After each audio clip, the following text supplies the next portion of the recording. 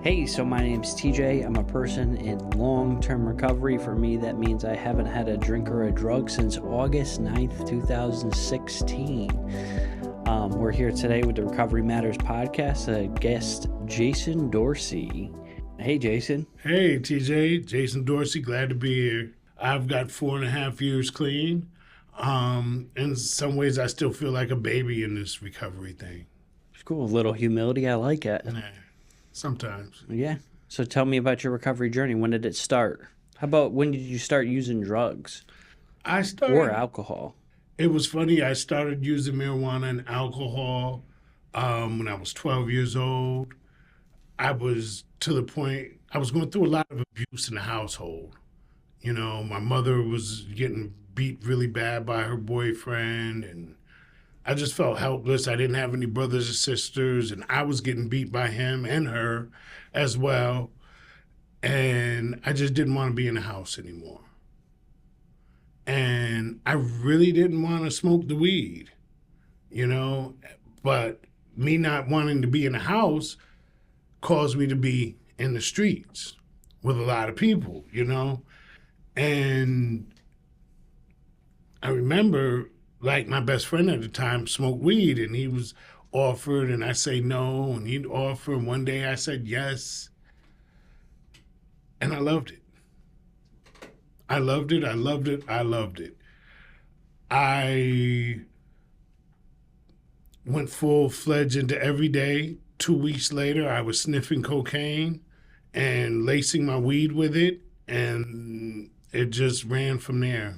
A little woo banger action? Yeah, definitely the woo banger. Yeah, you know, Wu-Tang Clan ain't nothing to mess with.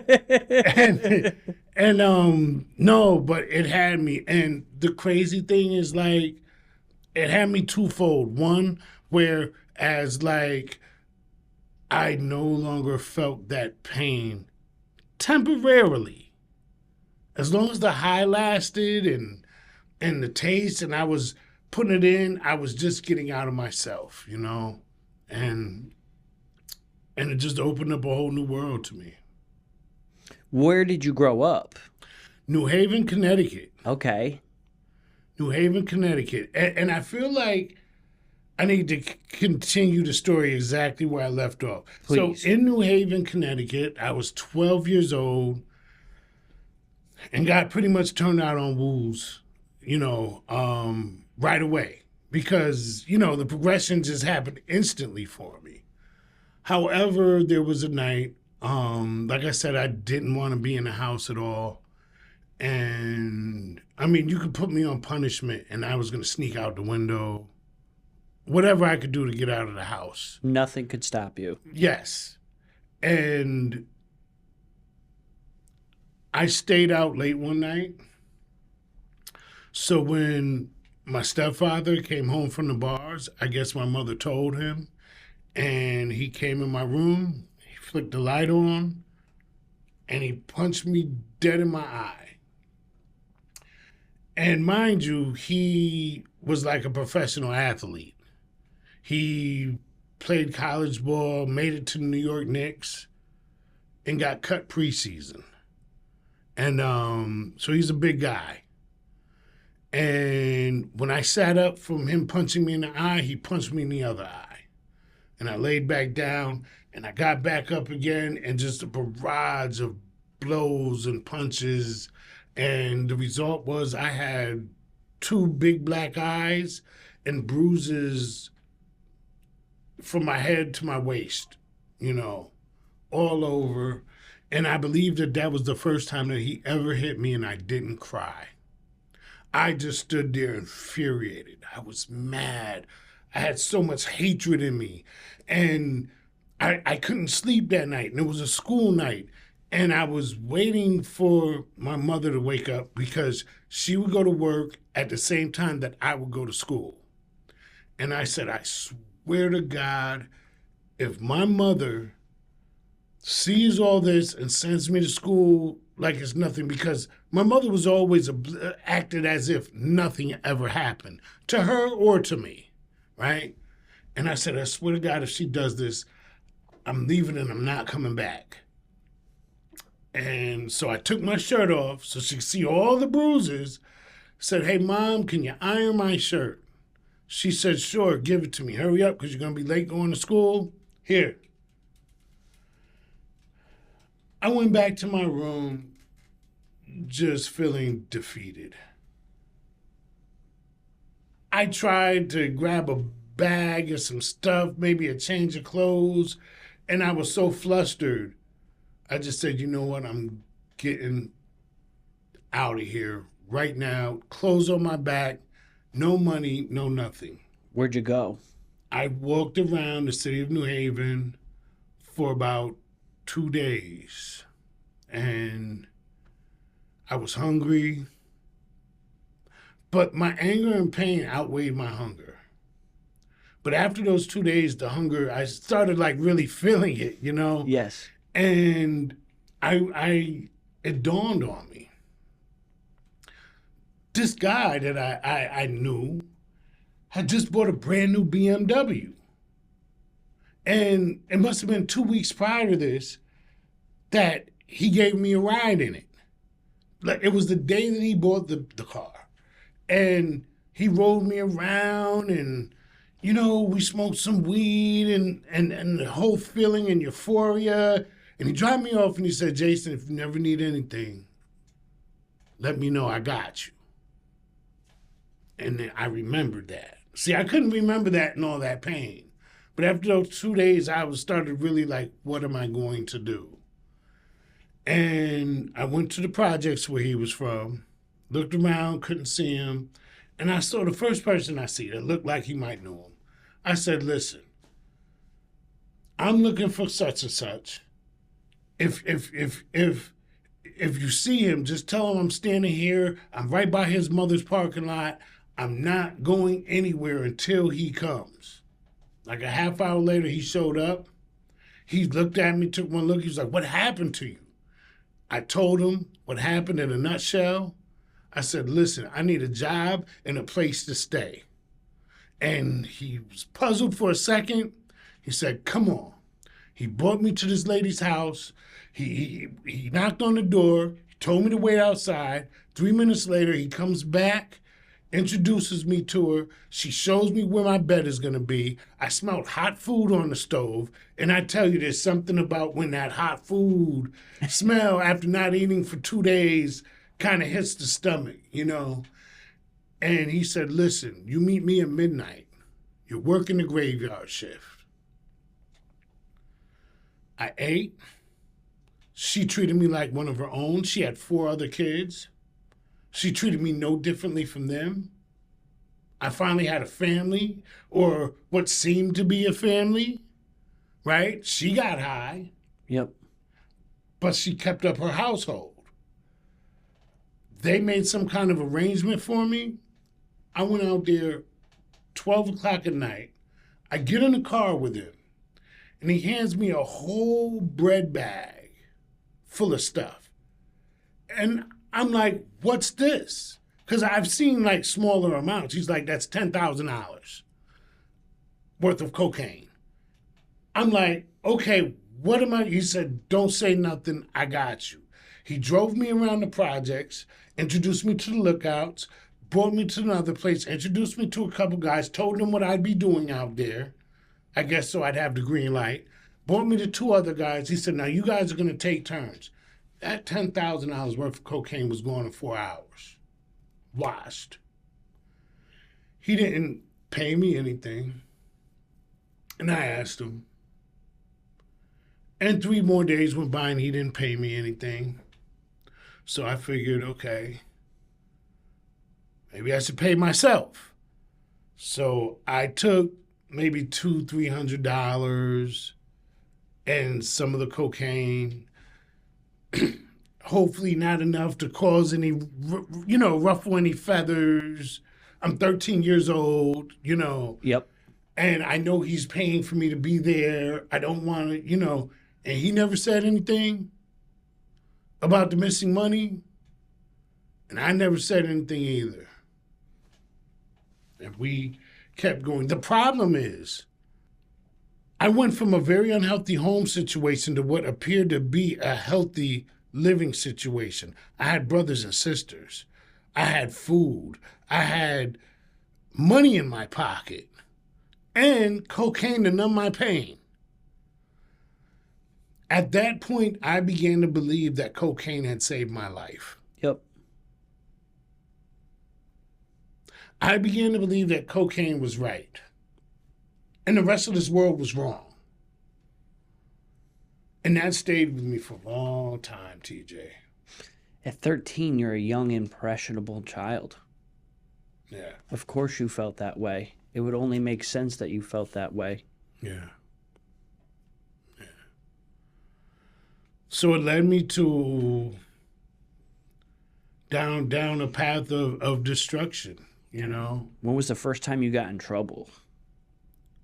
Because usually with addiction, specifically within cocaine, we get into trouble. So yes, it's definitely leading there.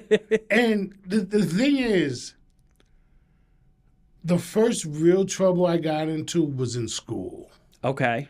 See, by me leaving home, I no longer went to school. Yes. Right? After about 6 months, this lady convinced me to start talking to my mother. And started convincing me that I should go back. And trust me, I put up a lot of things. So I met my mother in a McDonald's. You called her up? Yes. Okay. And the lady talked to her before I did. She made me let them talk, which was sort of the responsible thing for someone to do, you know. But I didn't know my head from my asshole at the time, and I really just didn't want to go back. I didn't want to be a punching bag anymore. I met my mother at this McDonald's. I said, Mom, I'm ready to come back home. She said, what? I just got up the nerve to get out of there. I'm leaving tomorrow. I'm like, well, where you going? She said, I'm going to stay at a battered woman's shelter for 3 days, and the other 4 days I'm going to sleep in my car and go to work. She said, listen, if you want, you could come with me. I said, no, I don't want. That did not sound appealing to me. Plus, I had a little alcohol and cocaine heart now, you know? Yep. I wound up going back to the house with him, and she was gone. But she did re-register me back into school. Okay, so you went back home with your stepdad. Yes. Okay. But I never saw him because we had a second, third floor combo apartment. Yep. His room was on the third floor. Mine was on the second. And I knew his schedule, and I just stayed out of his way. You know? And she registered me back to school, but it didn't take long before I got expelled. Yep. So I was basically on my own. I don't quite remember what I was doing for food, but I know I was still hustling. And I think every once in a while, my mother would go grocery shopping and get me some stuff. But I didn't know how to take care of the house. The house was a mess. It was a mess. Yeah. It was a mess. I mean, young kids aren't really set up for that, right? No. So I started getting in trouble in school. But literally, before I turned 16, I knew I was going to jail. Okay. So when I turned 16, I went to jail. Yep. You know. You went to like a juvenile facility, or you went to prison? I went to Manson Youth Correctional Institution. Okay. 23-hour lockdown. Yep. I did a little time over there. Yeah. Oh, yeah. Little Lebanon. Yep. Yeah. And but the thing is, you know, I had like all the older guys have been to jail before me, so you know, you knew a little something. Yeah, I knew a little something, but what I didn't know, so I get there late night, coming from the county jail, right? Yep. You'd come from Whaley. Yes, from Whaley, right there, boom, at 11 o'clock. 11 o'clock, yep. Exactly, because they're the last stop. The last stop. Yes. Right, because they go to Big Chester first, you know, with the little guys, you know. Yep. So I go in, get my bunk, go to sleep. They pop the cell door early for chow. Yes. Breakfast is at like 6:30. Yeah, exactly. Yep. So 6:30 or so, they pop all the doors. I walk out. I'm in 3-cell, F Cottage, 3-cell. Okay. Out of 2-cell walks one of the older guys from my block. So we look at it like, huh? And so we ate this and that. And then everyone else there caught on that, like, we knew each other. So they started telling me, he's got all the weed in here, right? Of course. I'm like, what? So later that day, he brings me the TV, he brings me all the weed, and jail is not like jail to me, which only further reinforced the ideas that cocaine saved my life. Yep. I swear, I thought I was going to be in there eating bread and water in a cell, like the old Western movies. Yes. I thought that's what jail was. Yep. And here I am smoking doobies and everything else. It's not what I thought. I could go right back home, and it just began a cycle. Okay. The problem is, right, I've been an addict since I was 12, smoking the woolies the whole time. So when more of my friends went to jail and I'm out there and the old crew ain't the same no more and the block dries up and we ain't getting all that money anymore, I was stuck with my addiction that I didn't know about. The monkey on my back that I thought was just a backpack. So let me ask you this. When was the first time you ever thought about recovery? Like, you know what? Like maybe, so when you were talking about your prison experience, that was the first time. So I went to, MYI, but we called it Gladiator School. Yeah. So probably 2012-ish, give or take. I just got a stolen gun charge like a year after Sandy Hook, and they just upped all the mandatory minimums. And basically the public defender was like, yeah, you're going to get 4 years. Like, you're going to hit the mandatory minimum on this. Like, go in there and buy a TV. No clue what he's talking about. So I get, touchdown. I'm a little sick. I wake up the next morning, like, real dope sick. 23-1. And I was like, I will do whatever it takes to never feel like this ever again in my entire life. I was so brainwashed. Yes. I was so brainwashed that I just came off a 5-year bid. I didn't know recovery was possible. Literally. Okay. So I got sent to a halfway house. The halfway house was a halfway house / drug program at the time, right? I didn't know what I was in for. And the staff that was there actually cared. That's cool. Which is like 1 in a million. Yes. Right? So there's nothing but darkness in my head.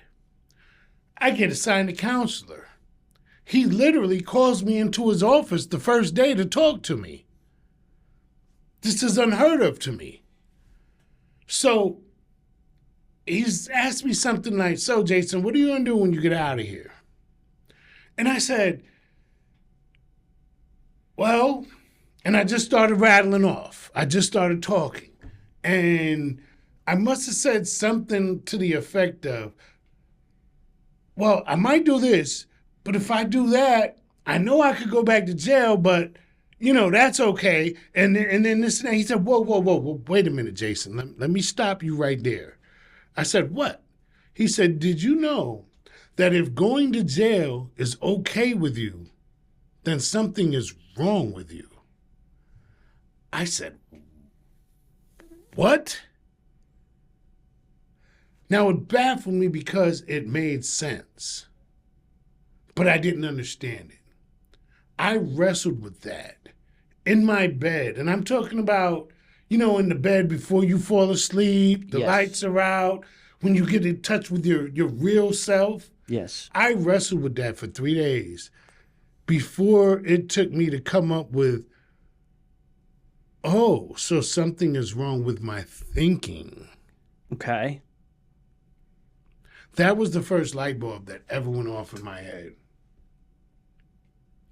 That was the first light bulb that ever went off in my head, and I still didn't get it. Yep. I get out of there. I relapsed within a week. Yep. I call up the same counselor. I said, listen, I need to go back in. I messed up. He says, I'm going to call you back. He calls me right back. He said, Jason, we got a bed for you. But if you don't get here, but 12 o'clock tomorrow, 12 o'clock sharp, if you come at 12:05, you're losing the bed. 12 o'clock comes by the next day, I'm getting high. 1 o'clock comes by, I'm getting high. 2 o'clock goes by, I'm getting high. My kid's mother said, get your ass in the car, we're going. I pull up. The whole facility is out at a fire drill. And the director was this really hard Spanish woman, all of 4'7" tall and loud and boisterous. And I jump out of the car and get my trash bags full of stuff. My kid's mother, she skirts off, and all 200 people, the male side and the female side and all the staff was just looking at me, and she says, Mr. Dorothy, you look like you crawled out of the dumpster. Because I looked like I had a tornado around me, bro. Yep. And everyone just laughed. So you were force-fed humility through eating humble pie. Yeah. Do you think that was one of the most humbling experiences you've ever had in your life? It's up there. I think what was humbling for me was being out there in active addiction, walking and not changing my clothes and my socks. And I began to grow spider webs between my toes, right? From not changing my socks and walking. And I remember, and I had no place to go except to my mother's house, who was a hoarder. And she also had a rat infestation problem. And I remember there was no place for me to sleep there. So I was just on a recliner. The couch was loaded with stuff. So I was just on a recliner in the living room. And she also had a guinea pig that was in a cage in the living room. And I was trying to sleep that night and trying to think of how I'm going to get high first thing in the morning, because I got no money. I got spider webs on my feet, and all I can hear is the guinea pig rustling around in a cage, but I know her house is infested with rats, so I'm thinking it's the rats crawling around me. So I couldn't sleep all night. Guinea pig, rats, my feet hurt. I'm fiending to get high. Guinea pig, rats, my feet hurt. I want to get high. I don't have any money. And early in the morning, I get a phone call from someone I haven't spoke to in Narcotics Anonymous. He said, hey, what are you doing? And I said, nothing. He said, do you want to go to a meeting? I said, yes. And he said, I'm coming to get you. And I was like, oh my God. Because I did not want to do what I had to do to get high that next morning. Because I already had a few cases built up. And I knew it would be risking me catching another case. And I just wanted out and couldn't see my own way out. That was humbling. And he brought me to the meeting. After the meeting was over, he said, listen, man, I'm collecting unemployment right now. I'm not working. I'm doing 2 to 3 meetings a day. He said, if you want, you could come crash on my couch, and I'll bring you to the 2-3 meetings a day with me. My only thing is, if you relapse, you got to go into a program. I said, I'll take it. Sign me up. Anything is better than this. Anything is better than the self-imposed prison that addiction puts on your mind. That I knew there was a way out, but I just couldn't even see it. I couldn't see past the cravings. I couldn't see past the pain. I couldn't see past the webs on my feet. Hell, I didn't even want to wash my feet. You know? So I took it. And when I relapsed after 3 weeks, he was nonchalant about it. And I said, no, we made a deal. I'm going to a fucking program. And that's what I did. And that was the end of my last run.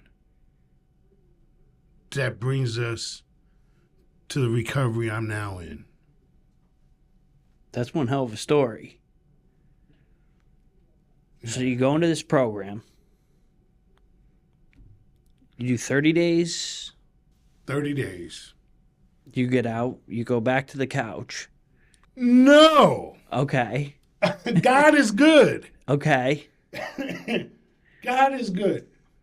But I must say, so before I relapsed that time, I actually grew a semi-successful business, right? Doing about $250,000 a year, which isn't really a lot in business terms, but I relapsed and lost the business. Okay. Relapsed, lost the business, period. Smoked it up, right? Couldn't even show up for an appointment. But I had done $37,000 worth of work for a prestigious company here in Connecticut. And I had invoiced it. So I'm figuring that was my money to get when I come home. I do 30 days in that program. The lawyers call me from that place in the program and tell me I ain't getting jack shit. Told me to see them in court for the money. And that their side of the story is that I never did the work. And I was heartbroken. But that heartbrokenness is nothing compared to what I did to myself. So I came home, 30 days, no money, not knowing where to go,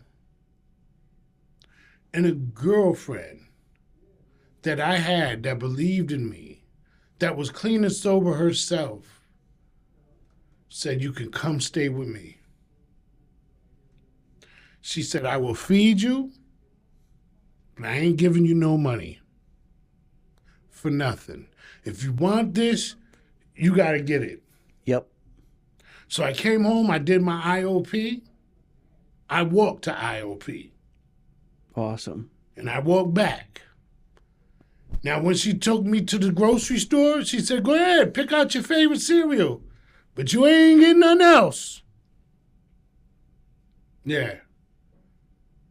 No longer on the couch with the rats and the guinea pig and the cravings. And I was grateful. I was grateful for the chance. I was still heartbroken from losing the business and getting beat for the 37 grand, but I was grateful just for a day. One day at a time, I kept it going. I had a sponsor, old school Italian dude named Joe. Shout out to Joe. He said, Jason, tell me what you did today. I mean, old school Italian. Yep. He said, Jason, tell me what you did today. I said, well, I went to IOP, and then I came home, and then my girl gave me $3 so I could catch the bus to the meeting, get a little cigarette, and catch the bus back.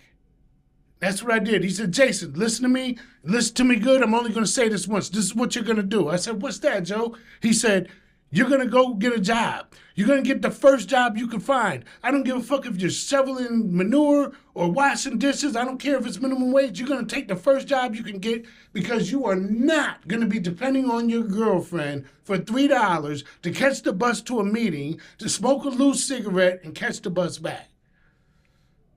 I said, okay. And that's what I did. First job I could get, minimum wage, let's go. What'd you do? I was stocking shelves at Home Depot third shift and unloading the trucks, but I was seasonal, so I wasn't an actual employee. Okay. Because I think the actual employees get a little more than minimum wage, but that's what I did. And after 90 days, they came to me, they said, Jason, you're the best guy we got. They said, you're the best guy we got, and we want to hire you permanently, full-time, with a pay raise and everything. I said, okay. 3 days later, they came to me and said, Jason, we got to escort you off the property. Your background check came back, and you got to go. And we're going to walk you to your locker and get out. And recovery had already taken a hold of me. Yep. Recovery had already been so good for me. It gave me a life. It started giving me myself back. And I still had all the feelings of the shame, of losing the business, of all my $37,000, and now I got nothing. I was grateful. I had a life. I was getting myself back, and it felt good. So I took one day off, and the next day I was filling out every job application I could find. And 2 weeks later, I had a better job, less work, $4 more an hour, and let's go, right? And you know what? They were dragging their feet, so I called them to check on them because I knew the interview went well. Yep. And the next day after I called them, I came in and started because all they needed was a little, hey, this guy really wants it, Yes. And I showed up, and from there, I stayed clean, put my recovery first. Mm-hmm. Now, mind you, I got a whole nother set of talents. I am a nationally known poet and playwright. Okay. But I've gotten big-headed with that before. And I made a decision that I have to put my recovery first before I even try to, because I had open doors for paying gigs and stuff. And yeah, it seems like the dream, right? But I've had that dream wither away because of a relapse too many times to look too stupid. I've been the laughing stock at a poetry venue because I was high. It's not cool. I put my recovery first. I buckled up. I said, I'm not even going to try to do any of that till I get 2-3 years clean, period. Because I'm tired of losing it. I've lost a business. I've lost potential fame. I've lost everything so many times, and the amount of work it takes to build a life back up from scratch. Even when I lost the business, right? I said, you know what? I'm not doing it because I busted my tail to build that business. That business did not just come overnight, and it's just like my recovery. I said, I'm tired of losing it. I'm tired of losing my recovery. I don't care if it's money, poetry, fame, a business. None of it is worth it. None of it comes before my recovery. And I had to learn that the hard way. They told me all along, TJ. They said, listen, whatever you put before your recovery, you're going to lose it. Yep. I didn't believe it. I thought I was different. I thought I was unique. I thought I was smart, right? I even thought I was a genius at one time, right? Mm-hmm. But can't see past my own 2 feet to where they're standing at, to be grounded in what's wrong with me. You see, the point is, right, the way I was raised, we talk about my childhood and stuff, I wasn't really raised. I was missing a lot of key fundamentals, right? And it's not like school where you could say, I'm not going to study for the test, but I might still pass because I'm smart, right? This is life. Those key fundamentals, feelings, love, self-worth, self-care. I didn't learn that I was supposed to take a shower every day until I went to NYI in jail because everyone else was doing it. And they would laugh at me if I didn't, right? All that stuff was missing. Who am I? What do I really like? Right? Because a business owner, a poet, those are just characteristics. Who is Jason? Who is Jason Dorsey?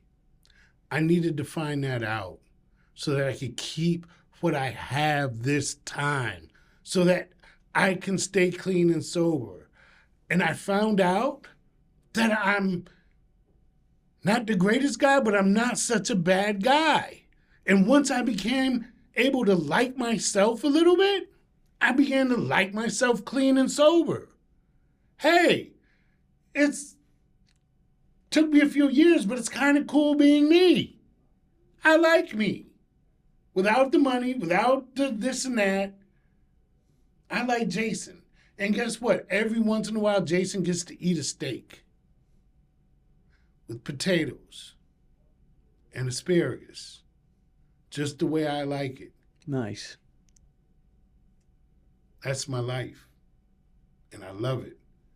And my truest wealth is the people that I have around me today. Are you ready to make a difference in the lives of others? If so, then you should consider becoming a recovery coach. Recovery coaches are trained to help people in recovery, seeking recovery, or struggling with addiction. They provide support, guidance, and resources to help people on their recovery journey. CCAR Training is the leading provider of recovery coach training programs. Our programs are designed to teach you the skills and knowledge, what we call the science, while giving you an understanding of your own art needed to be a successful recovery coach. We offer a variety of training options, most offered online. If you're interested in becoming a recovery coach or just learning more, I encourage you to visit our website or contact us today. We would be happy to answer any questions you have and help you get started on your journey to becoming a recovery coach. We hope you'll visit us at www.addictionrecoverytraining.org to learn more.